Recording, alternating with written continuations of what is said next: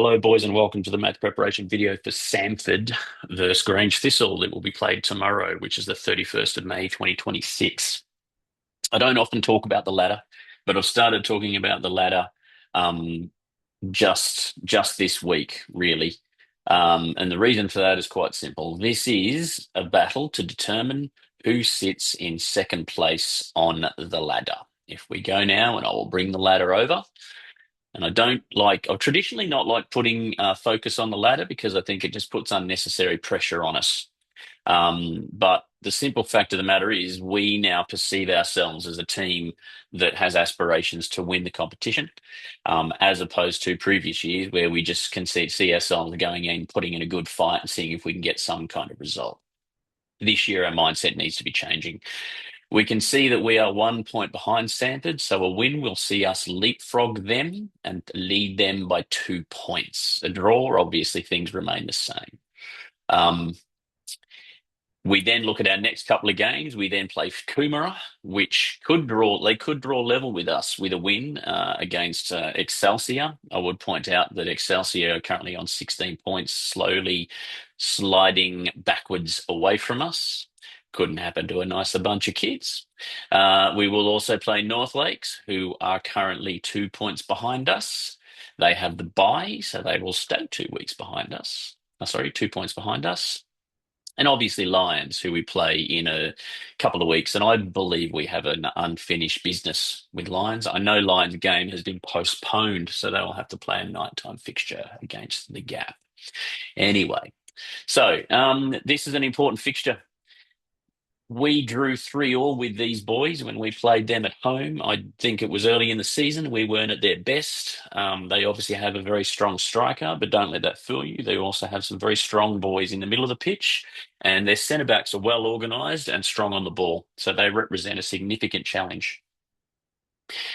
Therefore, in keeping with the training goals for this week, which would be more relevant if we'd actually been able to train, but our goal for the game will be to manipulate the opposition to create space and break their lines and use these approach of manipulating, moving the opposition around, using the manipulation of the opposition to create space to allow us to break through their defence and progress the ball into dangerous attacking positions where we can generate opportunities to score.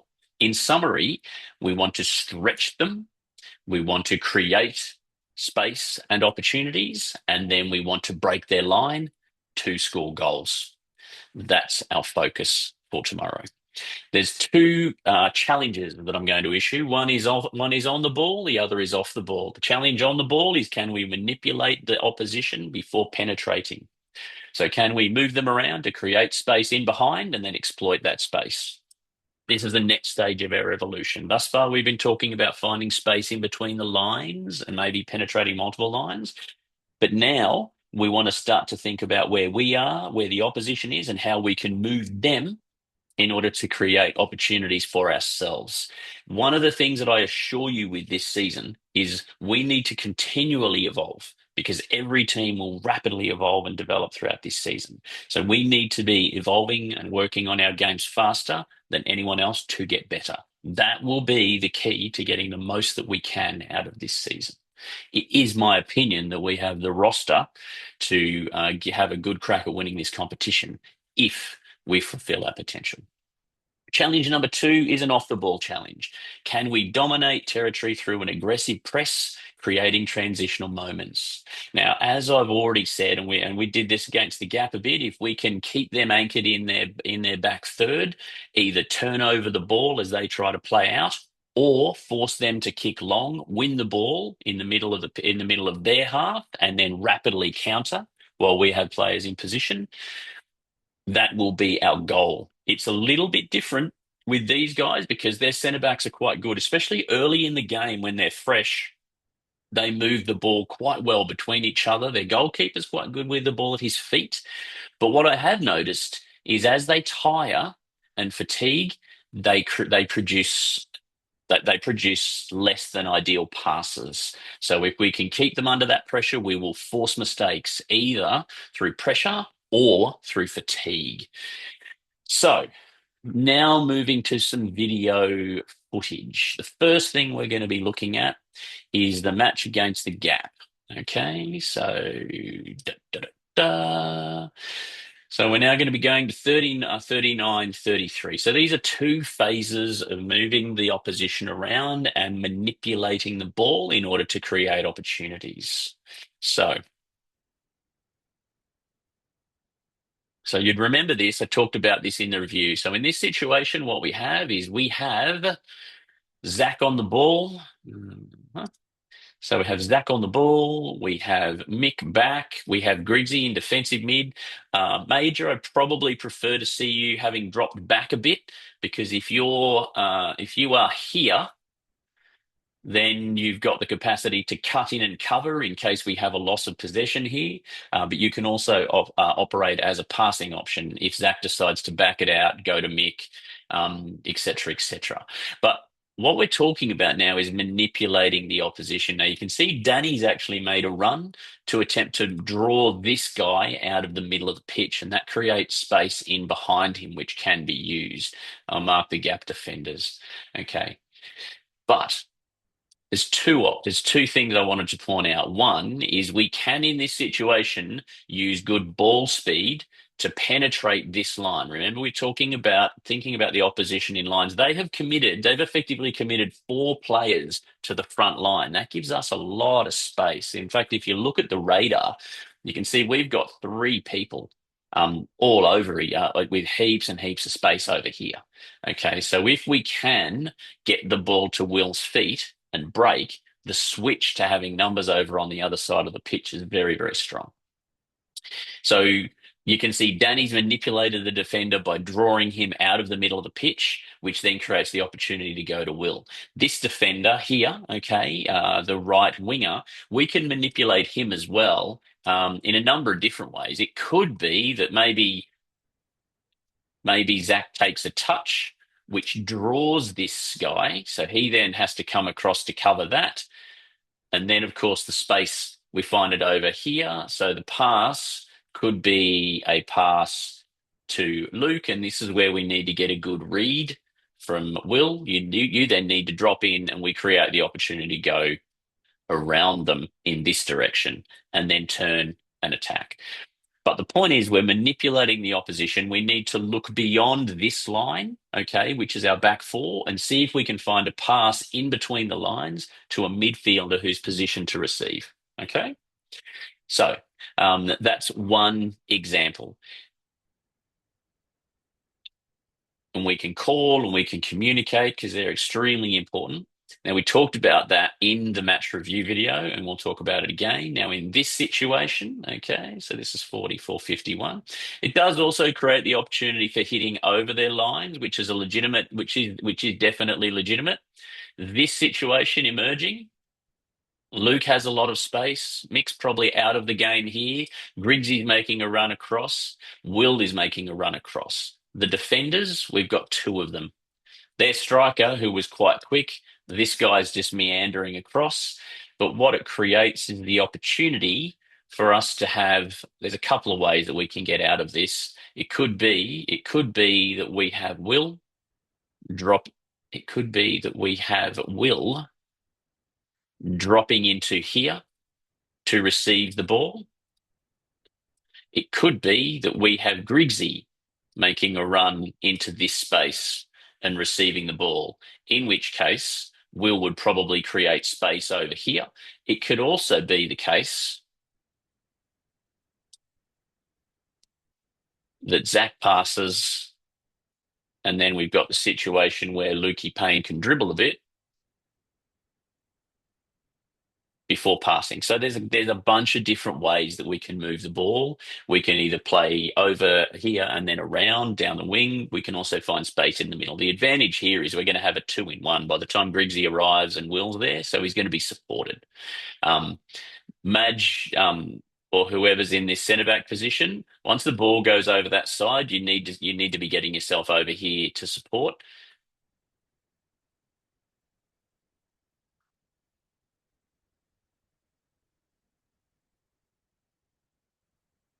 So you need to be getting yourself into here to support, or in the event that there's a turnover from a bad pass, you can then contribute to defence.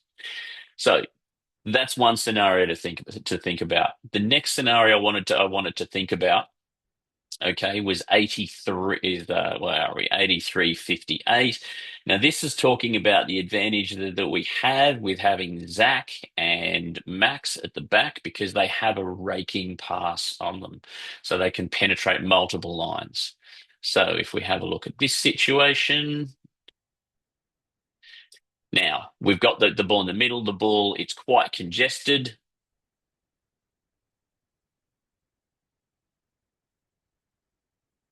88. Oh, God. 88. 88. Yeah, 55, that should do. Okay, so ball goes back to Mick. 87.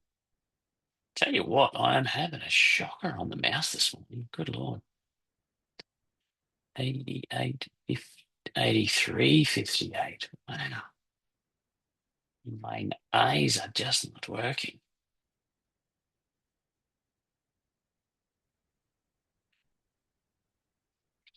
All right, so here we go. Mick picks it up. Whoops, quick fumble. Okay, so Max arrives up. Now, the critical thing to this pass, okay, as I go a little bit faster, is Max slides it through. Now, the critical thing to this, and this goes to something we're talking about more and more and more, which is ball speed. All right. So we've got Griggsy's made the run here, but the run's actually going to come from, I think it might be Danny dropping back and in. So what we've managed to do is we've managed to split two of their lines and advance the ball to our forward line. Okay, so line one, that's their midfield, and this is their back line. So what we've done is we've cut out all four of these players to receive the ball in the middle of the pitch. The key to this pass from Max is ball speed, because if that ball's slow, it gets intercepted by these two guys, and if not, it gets through, and then we can advance the ball. So bang, straight away. Okay, so quick dish from who is that? That's Mayel, I think it is, who quickly dishes to Luke Payne, plays it down the line, and unfortunately the pass didn't go to foot. It's gone out, but the movement is exactly what we wanted to want to look at doing because we've advanced the ball from our own 18-yard line to there, and then we're in an attacking position, which means they're going to be thinking, they're going to be thinking about how they can, well, all the many ways that we can hurt them. Because rather than being linear and playing through this line, we've just played through multiple lines. We don't need to go for it all the time. And there's a fine line, there's a definite line between just bombing it long and picking a purposeful, calculated pass to advance the ball. And that's what we want to be doing. Now, in this situation, I'm going to let this roll a tiny bit, but this next section goes to, and as you can see, once we get there, I'll pause it and reconnect us. So just to reconnect us to, can we manipulate the opposition, create space and break the lines to progress the ball into dangerous positions? So can we manipulate them before penetrating? Now, what this talks about is keeping the ball in the opposition's third, okay, and being patient. So being able to use the ball, keep it there. This is a corner. Goalkeeper's got a hand to it, knocked it out. Now they actually win it, but they're not out of trouble yet, and we managed to win the ball back. Okay, so Zachy wins the ball back, holds the ball well, finds Griggsy. Griggsy plays it in, finds Lukey Payne. Lukey Payne, now we advance the ball. Luke advancing the ball, plays it through. Now that's a fantastic ball. And this is one of the whole things that I talk about a lot. It's a really, really good pass. But the opportunity for this pass comes because we're being patient. So this is how we're all numbered off.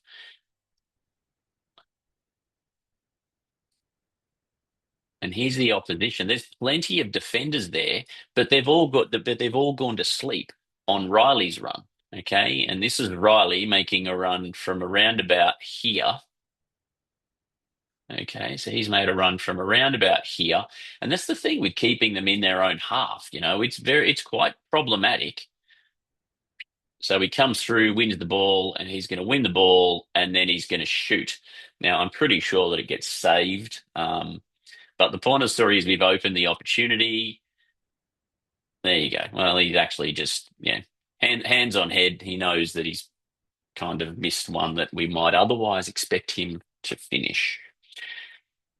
So, so that comes down to opportunities we can have if we're going to recycle the ball. And in that situation, we play the ball out to Grigsy and we've created width and space and then created that opportunity because as they're all coming from one side of the pitch to the other, that opens up the gaps. Riley's made the run.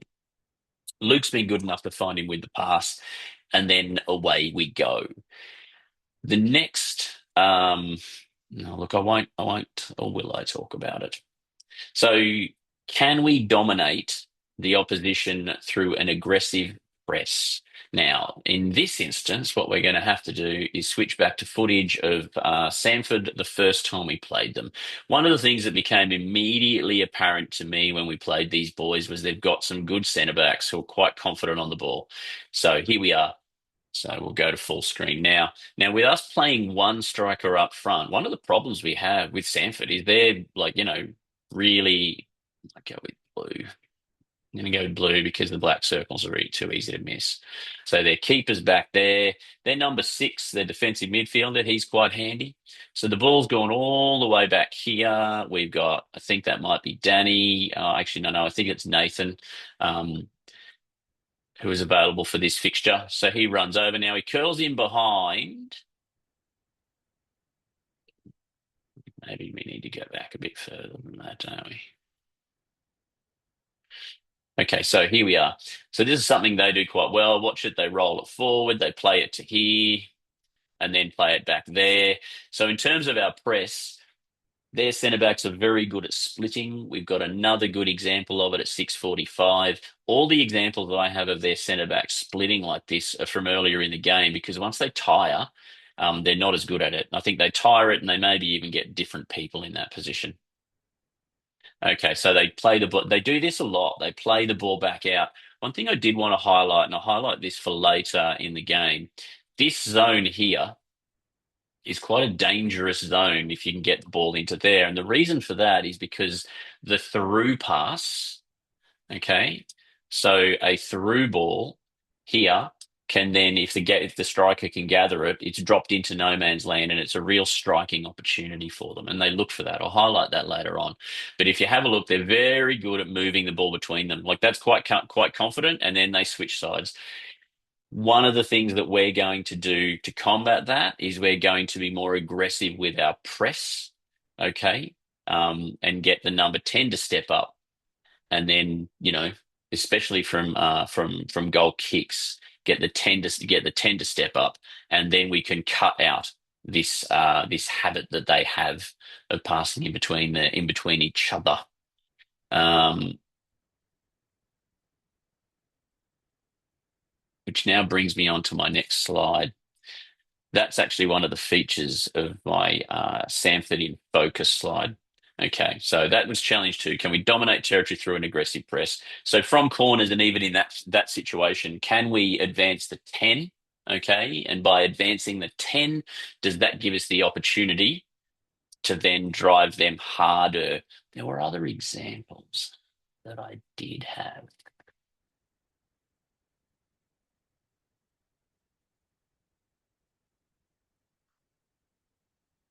So we'll now go to A. Now this is talking about length of pass. So passing distances. This is where we need to watch out because they do have some pace up front. They've got obviously I don't know who he is, but he's a very strong striker for this level of football. We need to watch him out because what they try to do, their centre backs can pass a long ball and they can do what I was talking about with Max, try to play balls through multiple layers of defence. So if we have a look, we go back to here. We've got the throw, they get the ball. Now, this is dangerous, this situation. So in this situation, because remember I was saying this zone, in and through this zone is a really dangerous zone because they can probably pass the ball about, 30, 40 meters with accuracy. So what we need to be doing in this situation is, first of all, applying pressure to the ball.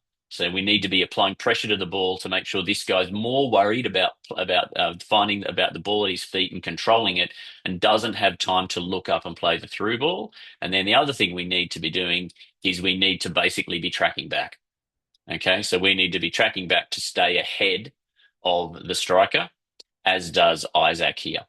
Um, if he's closer, then maybe Isaac steps out and comes to the ball. But in this situation, the distance is too high. So we just need to be running back in this situation, because the further we run back, the longer the pass he has to execute, and the lower the probability of them taking something from it.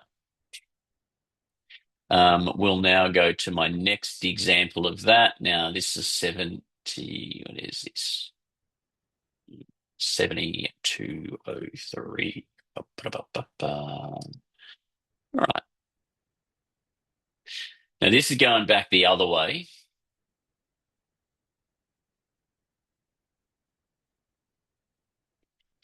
So 2-2 here, everything to play for. Watch the keeper in this one, though. Just watch the keeper. We'll come back to it later on, but watch the keeper. Yeah, okay. Never mind that. That was a really average free kick. Give yourself an uppercut.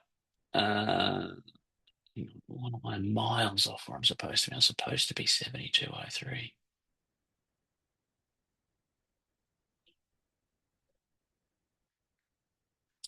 Okay, so now this is the counter. This is one of their goals. Notice he gets the ball in this situation. So in this situation, we just need to be legging it back and making that a longer, and making that a longer pass. Obviously, Benji's coming back to try to pressure the ball, which is good. Okay, so Benji's coming back to pressure the ball. Zaki, you need to be trying to get goal side of this boy so that he has to run around you, but everybody needs to be going backwards. Okay, and preferably getting in this striker's way. As it turns out, so Zach, you dropped out of the line. You would have been better off going backwards, and tracking back and make him make a longer pass. In a perfect world, as soon as we see that break, one of the centre backs just drops 5 meters behind the rest of the line, to cut out the through ball and act as effectively a sweeper. So because you missed that, this guy's got speed to burn. Max just doesn't have the toe. It was, to be fair, a really good pass. We need to watch them. They've got definite threats, that we need to be mindful of. But it's that range again. You know what I mean? It's that range about 10 meters, their side of halfway. And the easiest way to deal with that is just the back line to drop. Do you know what I mean? Just drop, because if we're dealing with that from this sort of situation, Mick's going to be higher. Okay, Mick's dropped quite quickly, because if we're dealing with it from that situation, Mick's going to be here, and that's a much more difficult pass. So that's going to be the easiest way to wrangle them in that situation. Take it out. Don't give them the space to get in behind us. Now, my next thing I wanted to zero in on was my observations of their goalkeeper. Couple of things that we need to talk about with respect to their goalkeeper.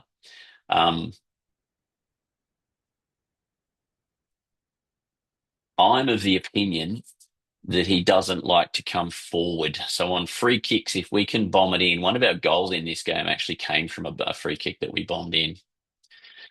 Ooh, that is the free kick, actually. All right, so Francis on it. This is a much better free kick. Okay, kick comes in. Now, notice where it is. It's a good free kick, okay, because he's putting the ball in and it's landing around about here. So it's basically on the penalty spot. Any keeper's going to be thinking, oh, geez, do I come? Do I not? Because if I stuff it up. But notice this boy is anchored. He is rooted to the spot. He's not going anywhere. So he's right there and he's not moving at all. And the net result is ball doesn't get claimed, flows through, Riley kicks a goal. Bang. So if we get those free kicks, if we can put it in the right spot, I think that we're in the game, because this keeper specifically doesn't like coming forward. So this is another example. This may not be a good example. Yeah, that's a dog shit free kick. Do better next time with that, Francis. 81-20.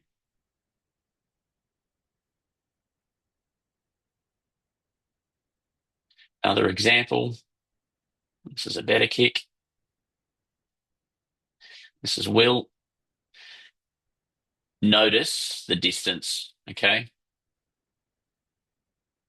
Probably a tiny bit, but we're in that sort of penalty spot sort of range, throwing it into the mixer. But notice the keeper, he's rooted to the spot. He's not moving an inch. So if we can win that, or if we can have it bobble our way, then all of a sudden we're in the game.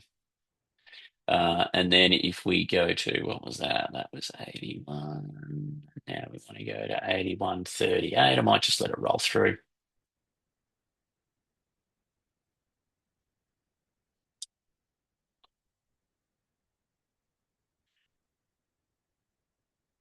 Notice keeper's stuck on his line.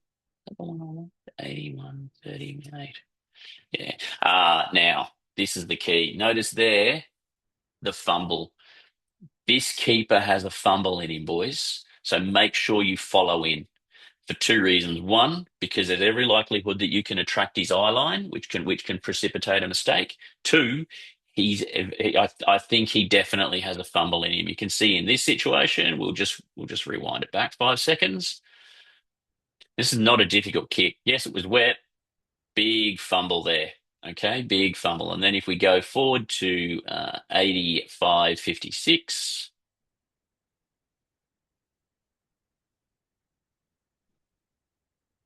On the break, gets the ball, Mael, bang, keeper fumbles. Okay, so the keeper has a fumble in him, especially if the ball's landing in front of him. All right, so that's just something to file away in the memory bank and add a little bit of incentive. Um, Now, this last bit that I wanted to talk about is just talking about where I was talking about dropping, okay, dropping to cut out pass. So 82.5. Now, notice this is a really similar situation to what we had before, okay?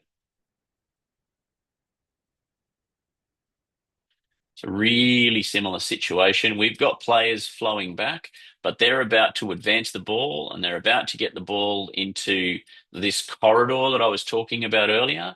So, this sort of corridor where they then love to look for a through ball through to their striker. Okay, that's pivotal to their game. And if you look at, I know their striker has been subject to injury throughout the season. When he's not there, they really struggle because this is such an easy out. They just advance the ball to them, and then with a 30 or an accurate 30 or 40 meter pass, they can get it through. But what's different in this situation, okay, is that we are dropping. So we're dropping earlier. And what we've also got is both of our centre backs. Max is dropping, Zach's dropping. Okay, so everybody's dropping. Max has dropped further and dropped sooner.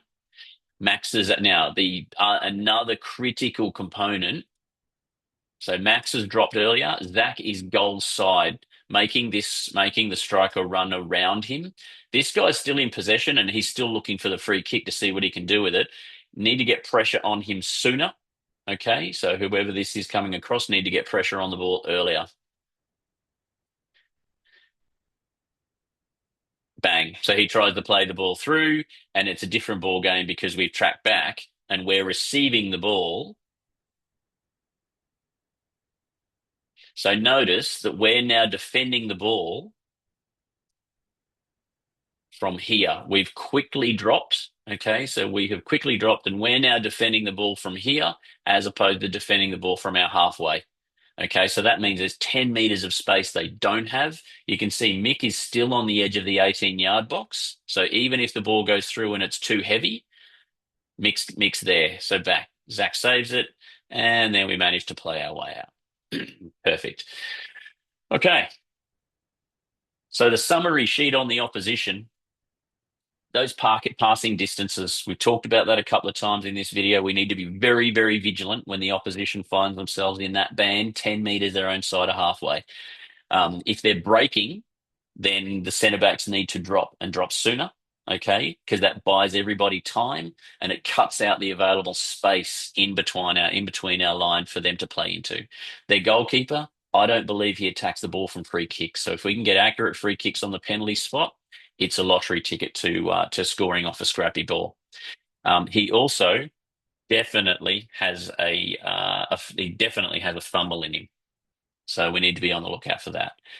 Finally, remembering our press from the start of this game, I really want to hit them hard. If they're playing it out from their own defensive third, say from a goal kick or just playing it out, I really want to hit them with that two-player press. And if our striker is getting terrorised by their centre backs passing the ball left and right, then we can organise our midfield such that the 10 steps up to assist him and puts pressure on both centre backs. My suspicion is their response will be to play it back. But one way or another, we may well win the ball and be able to make something of it. The only thing we need to talk about now is our lineup. The lineup is very similar to what we've been playing thus far. The only real omission being that we have Danny unavailable for this round. So Mick starting at the back, Zach Mason and Max starting at centre backs, with Zach Millichet retaining his spot and Luke Williams retaining his spot on the left-hand side. Um, we don't have, I don't think they have as much of a pace threat uh, on their wings as other teams do, which means that Lukey Payne's probably going to be able to spend time at left back, giving us the opportunity to use Luke Williams' speed in attack, and also gives us a chance to use Luke Payne's attacking options from up front because he does have a good shot from range. Ollie retains his position at defensive midfield. Francis starting at number 8. Francis, you're there in number 8 because you can put a lot of pressure with your energy in the middle of the pitch, breaking up their patterns. And also, when we press with Benji and Riley pressing high, you've got to step in and you need to be very energetic to win that ball. Will retains his starting position on the right-hand side. Mael retains his starting position on the left-hand side. We will look to try to exploit Mael more on the right-hand side. We've got that capacity, as I think that we can move Luke Williams forward and Luke Payne forward more. And Benji gets a well-deserved starting spot at striker. Isaac making a return to the substitutes bench after a period of injury. He will be on limited minutes, though. We have Luca, and we have Hayden, Major, and obviously, as mentioned before, Luke Payne. So that's the starting lineup. Look, I think we've got a strong side. One of the best things about our side is we have width. We have width and breadth across positions across the squad. We're very strong at the back. I really would like to come away from this game with a clean sheet. I see no reason why we can't. Our defenders are very, very strong. I mean, look, we've got Major on the bench at this point in time, so he can come on either at right back or at centre back and make a big difference to us. So fire up, boys. Big game tomorrow. A win sees us move past these guys into second place, which is a tremendous opportunity. This is the first of 4 games that we will play in the next month, which potentially, if we perform well in these matches, we can really establish our position as front runners in this competition. All right. Good sleep. I'll see you in the morning. Remembering, and this is something actually I do want to draw back to. I will draw back to the motivational quote. I haven't done as many of these this season, but this is a significant fixture, in my opinion. The only way is through. What stands in the way becomes the way. So our way is through Samford, Coomera, North Lakes, and of course Lions. And we must go through them to get what we want. So bring your A game from the opening whistle and we will get the result. I'll see you tomorrow.